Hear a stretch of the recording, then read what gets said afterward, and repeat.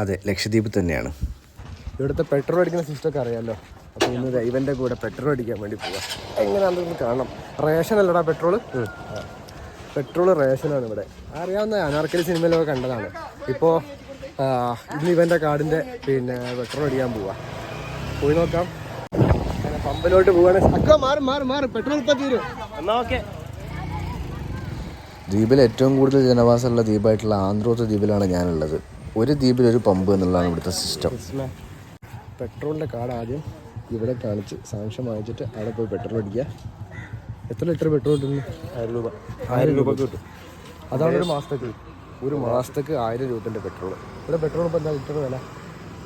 അവിടെ നോക്കാമല്ലോ. 100 രൂപ. അപ്പോൾ ഒരു 9 സംതിങ് 10 കിട്ടുമല്ലോ അല്ലേ?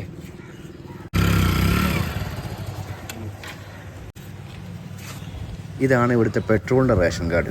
അതിൽ ഈ പുള്ളിക്കാരൻ നമ്മളെ ഈ മാസത്തിൽ ചേർത്തും എന്നിട്ട് നമ്മൾ നേരെ ക്യാഷ് പേ ചെയ്തിട്ട് അപ്പുറത്ത് പോയിട്ട് പെട്രോൾ അടിക്കും.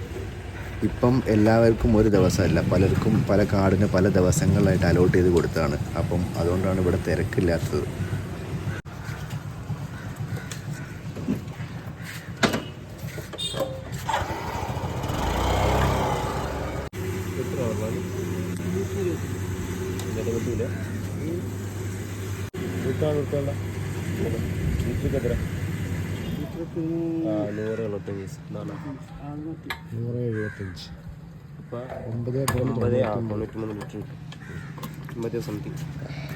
ലക്ഷറി ലൈഫാ.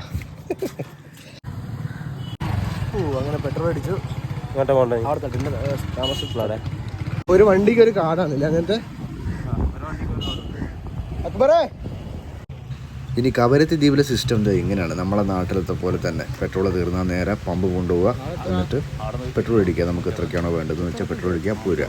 ഇവിടെ അങ്ങനെ കാർഡ് സിസ്റ്റം ഒന്നും ഇവിടെ കണ്ടില്ല. അപ്പോൾ ഓക്കെ, ബൈ.